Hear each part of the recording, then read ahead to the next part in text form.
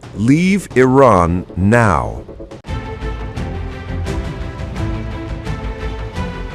የመካከለኛው ምስራቅ ሰማይ ዛሬ በደመና ተሸፍኗል። ግን ደመናው የዝናብ አይደለም፣ የባሩድና የዲፕሎማሲ ውጥረት እንጂ። የፋርስ ባህረ ሰላጤ ውሃ ሰላማዊ እንቅስቃሴውን ገጥቶ በግዙፍ የጦር መርከቦች ሞተር እየተናወጠ ነው። ነገሮች ከድጦ ወደ ማጡ፣ ከቃላት ጦርነት ወደ አፈሙዝ ፍጥጫ፣ ከኢኮኖሚ ማነቆ ወደ ወታደራዊ እርምጃ የተሸጋገሩበት አደገኛ ምዕራፍ ላይ ደርሰናል። አሜሪካና ኢራን እንደ ውሃና ዘይት የማይዋሃዱ እነዚህ ሁለት የዓለማችን ባላንጣዎች አሁን የተያያዙት የፖለቲካ ቁማር መላው ዓለምን ትንፋሽ ያሳጠረ ክስተት ሆኗል። የዚህ ሁሉ ውጥረት ማዕከላዊ ተዋናይ ፕሬዝዳንት ዶናልድ ትራምፕ በኢራን ላይ የሰነዘሩት ጥቃት የቃላት ብቻ ሳይሆን የብዕርም ጭምር ሆኗል። ፕሬዝዳንቱ በዛሬው ዕለት የፈረሙት አስፈሪና አስፈጻሚ ትዕዛዝ የኢራንን ኢኮኖሚ ከስሩ ነቅሎ ለመጣል የታለመ ይመስላል። ከቴህራን ጋር የንግድ ግንኙነት ያላቸውን ሀገራት ጭምር በታሪፍ ሰይፍ የሚቀጣ ነው። ይህ ትዕዛዝ ለአሜሪካ ብሔራዊ ደህንነትና የውጭ ጉዳይ ጥቅም ሲባል የተወሰደ እርምጃ ተብሎ ቢታወጅም በውስጡ ግን የጦርነት ነጋሪት አዝሏል። ዋይት ሀውስ ባወጣው መግለጫ ፕሬዝዳንት ትራምፕ ኢራንን ተጠያቂ እያደረጉ ያሉት በኒኩለር ፍላጎቷ፣ በሽብርተኝነት ድጋፏ፣ በባሊስቲክ ሚሳኤል ልማቷና ቀጠናውን በማተራመስ ተግባሯ እንደሆነ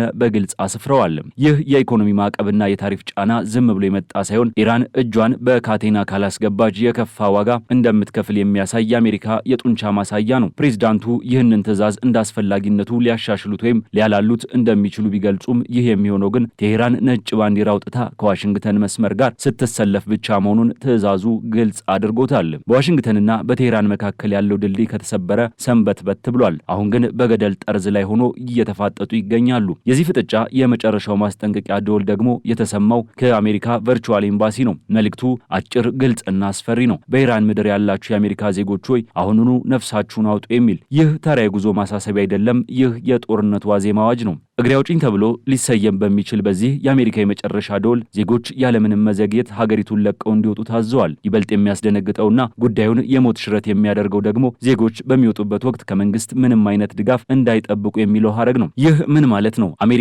ለዜጎቿ የኋላ በር ተዘግቷል፣ የነፍስ አድን ጀልባ የለንም፣ በራሳችሁ መንገድ ራሳችሁን አድኑ እያለች ነው። ዲፕሎማሲያዊ ግንኙነቶች ተበጣጥሰው በማንኛውም ሰዓት ሚሳኤሎች ሊወነጨፉ፣ አየር ላይ የጦር አውሮፕላኖች ሊርመሰመሱ እንደሚችሉ የሚጠቁም ነው። ቤቱ ሊቃጠል ሲል ነዋሪዎችን ውጡ ከማለት ተለይቶ አይታይም። በኢራን ምድር የሚገኝ ማንኛውም አሜሪካዊ አሁን በጠላት ቀጠና ውስጥ እንዳለ ወታደር ነው የሚቆጠረው። ትራምፕ ይህንን ዛቻ በተግባር ለመደገፍ ያንን ግዙፍና አስፈሪ የጦር መርከብ የዩኤስ አብርሃም ሊንከን አውሮፕላን ተሸካሚ መርከብን ከጥፋት ቡድኑ ጋር ወደ ፋርስ ባህረ ሰላጤ አዝምተዋል።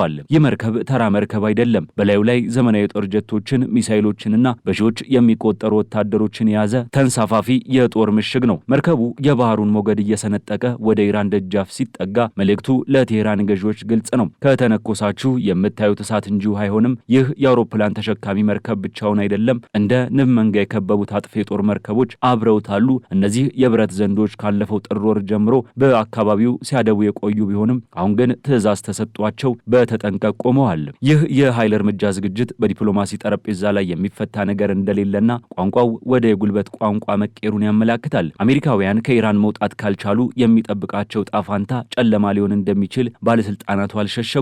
የመጀመሪያው ስጋት የኢንተርኔትና የመገናኛ ብዙሃን መቆራረጥ ሲሆን ሁለተኛውና የከፋው ደግሞ የዘፈቀደ እስር ነው። በፖለቲካው ዓለም የመደራደሪያ ካርዶች የሚባሉት ንጹሃን ዜጎች ናቸው። ሁለት ዝሆኖች ሲጣሉ የሚጎዳው ሳሩ ነው እንዲሉ በዋሽንግተንና በቴህራን ፍጥጫ መሃል በኢራን የሚኖሩ አሜሪካውያን እንደ ታጋሽ ተይዘው ለፖለቲካ ድርድር ሊውሉ የሚችሉበት እድል እጅግ ሰፊ ነው። በሌላ በኩል ኢራን እጅ ያልሰጥም ባይነት በተሞላበት ኩራት የአሜሪካን ዛቻ እየተመለከተች ነው። አሜሪካ በ1979 የኢራን አብዮት ጊዜ ኤምባሲዋ ከተዘጋና ዲፕሎማሲያዊ ግንኙነቷ ከተቋረጠ ጀምሮ በሁለቱ ሀገራት መካከል ያለው ግንኙነት በመተማመን ክር ላይ ሳይሆን በጥርጣሬ ገደል ላይ የተንጠለጠለ ነው። አሁን ይህ ገደል እየሰፋ ክሩም እየተበጠሰ ነው። ፕሬዝዳንት ትራምፕ በፈረሙት ትዕዛዝ ውስጥ አንድ ወሳኝ ነጥብ አለ። ኢራን ወይም ጉዳዩ የሚመለከተው ሀገር የአሜሪካን ብሔራዊ ደህንነት የሚጻረር እርምጃ ከወሰደ ወይም በሰላማዊ መንገድ ካልተስማማ ፖሊስ ነኝ ባይነቷ ዳግም ያወጀችበት፣ የንግድ መስመሮችን ለራሷ ፖለቲካዊ ጥቅም መቆጣጠር ያደረገችበት ክስተት ነው። የታሪፍ እርምጃው ኢራንን ብቻ ሳይሆን ከኢራን ጋር ንግድ የሚሰሩ የአሜሪካ ወዳጆችንም ጭምር ወይም ከእኔ ጋር ወይም ከጠላቴ ጋር የሚል ምርጫ ውስጥ ከቷቸዋል።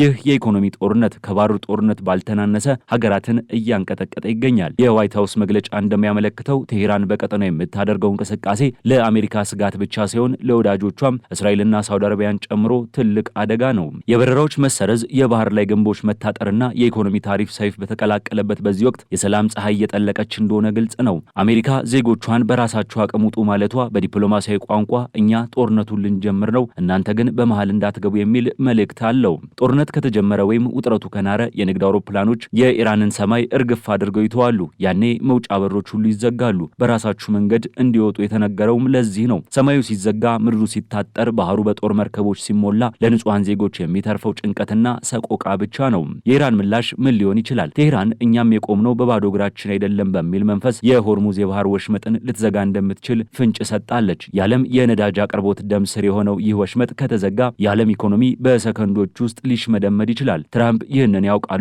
ለዚህም ነው የጦር መርከቦቻቸውን በአካባቢው ያሰፈሩት። የጡንቻ ፖለቲካ አሁን አይኑን አውጥቶ አደባባይ ወጥቷል። የዓለም አይኖች ሁሉ ወደ ፋርስ ባህረ ሰላጤ አፍጠዋል። ፕሬዚዳንት ትራምፕ ጣታቸውን በምላጫቸው ላይ አድርገዋል። ኢራን በበኩሏ አንደፈርም እያለች ነው። በመሃል ያለው ውጥረት እንደ ባሩድ ፈንጂ በማንኛውም ቅጽበት ሊፈነዳ ተዘጋጅቷል።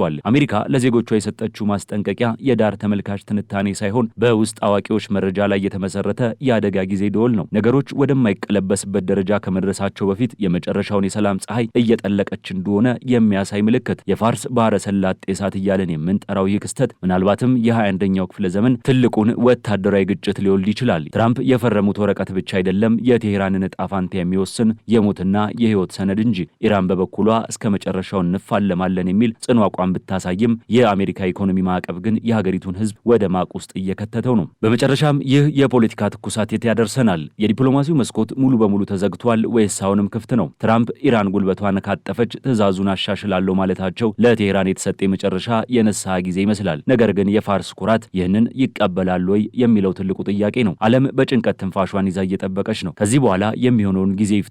ነገር ግን አንድ ነገር ግልጽ ነው። በኢራን ሰማይ ስር የሰላም ዋስትና አሁን እንደ ጠዋት ጤዛ ነው። በዋሽንግተን የሚወረወረው ብዕር በቴሄራን ሚሳኤል ሆኖ ሊወርድ ይችላል። በቴሄራን የሚሰማው ፉከራ ደግሞ በዋሽንግተን የወታደራዊ እርምጃ መነሻ ሊሆን ይችላል። የዛሬው ትንታኔያችን የደረሰበት መደምደሚያ ይህ ነው። የፋርስ ባህረ ሰላጤ እሳት እየተቀጣጠለ ነው። የትራምፕ የጦርነት ነጋሪት ተጎስሟል። ዓለምም ወደ አዲስ አስፈሪ ምዕራፍ እየገባች ትገኛለች።